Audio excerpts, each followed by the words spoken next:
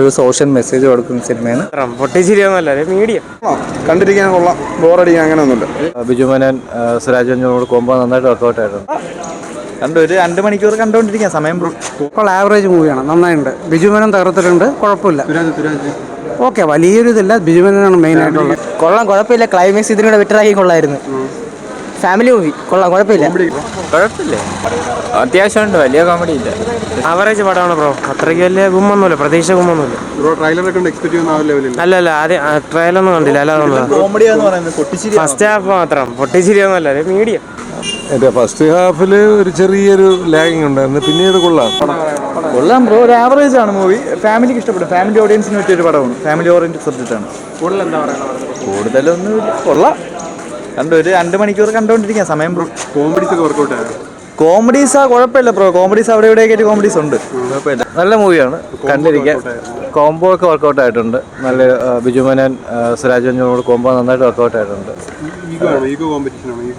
Ego അല്ല, actually ഒരു ഫാമിലിയിൽ ഉണ്ടാകാവുന്ന ചെറിയ ചെറിയ സംശയങ്ങൾ തന്നെയാണ് മൂവിയിൽ ബേസ് ചെയ്തിരിക്കുന്നത്. അതുകൊണ്ട് തന്നെ ഫാമിലീസിന് നന്നായിട്ട് എൻ്റർടൈൻ ചെയ്യാൻ പറ്റും. നല്ലൊരു മൂവിയാണ്, feel good movie. Overall it's like 50-50. Expect ചെയ്തതിനേക്കാളും നല്ലത് കൊള്ളായിരുന്നു. ഫാമിലി ആയിട്ട് വന്ന് കാണാൻ പറ്റിയ നല്ലൊരു ഫിലിമാണ്. കൊള്ളാം, കണ്ടിരിക്കാൻ കൊള്ളാം, ബോറടിക്കാൻ അങ്ങനെയൊന്നുമില്ല. മെസ്സേജ് പൊതുവേ ഉള്ളൊരു മനസ്സിൻ്റെ ചിന്താഗതി അങ്ങനെയൊക്കെ ഓക്കെയാണ്.